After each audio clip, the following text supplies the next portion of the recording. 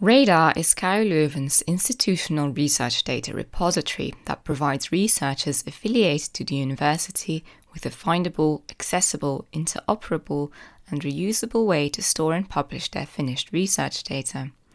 In this video, we'll discuss the details of the terms of use and what users need to keep in mind while using the repository. RDR was created with the purpose of providing researchers of the KU Leuven with a place to archive their finished research data. This means that it's meant for KU Leuven personnel only, so you'll need a KU Leuven ID or U number to create a dataset in RDR. On top of a U number, you'll also need to have an ORCID ID registered in KU Loket before you can create a new dataset and submit it for review. This is to facilitate linking to research profiles and to ensure that the platform is used for its intended purpose. The primary function of RDR is to publish research data. An example would be research data at the basis of a publication or research data used for a PhD. Because the platform is intended for publishing research data, you should not upload data that have already been published somewhere else and have received a DOI or another type of persistent identifier in another trusted repository. For example, you'll see in the Zenodo platform that each dataset is assigned a DOI, so if your data is already published there, you shouldn't re-upload it to RDR. Another important note is that RDR is not intended to be used as a replacement for other storage services offered by KU Leuven ICTS. It's not meant for work in progress. Instead, it's the place to archive your finished research data at the end of a project. This is also why it's required that each draft dataset must eventually be published. Every user of RDR can store up to 50 GB per year. However, if you have a dataset that exceeds this limit, then contact the RDR support team to discuss further options. When you use RDR and submit a dataset for review, you agree to the terms of use. These also include a couple of rules of conduct that you need to know about. By depositing and submitting a dataset, you acknowledge that you have fully read the Prepare Your Data for RDR checklist on the RDR website, with particular attention paid to the parts on GDPR, IP, and other legal or regulatory constraints that come with publishing research data. Make sure to also discuss these matters with your supervisor before publishing your dataset. If you need help in this matter, you can always contact the unit that offers research support. You can find which support unit that is at the following link. By depositing your data in RDR, you recognize that you are responsible for the content of the dataset. Be aware that the metadata, also the description of the data, is always publicly available after publication, even when files are restricted or when the dataset is closed. So be careful with the names of your files and avoid using sensitive information in the metadata descriptions. We recommend you make your data as open as possible, but as restricted as necessary. You also acknowledge that external users can download publicly available datasets in RDR.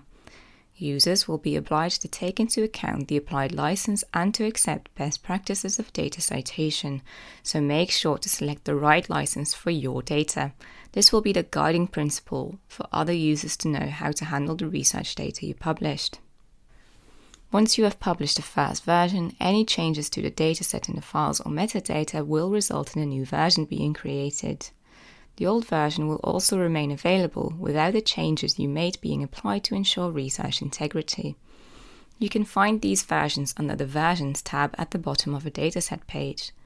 In other words, anything you deposit or publish in RDR will remain permanently available. Deleting files and uploading extra files to an existing dataset will always result in a new version.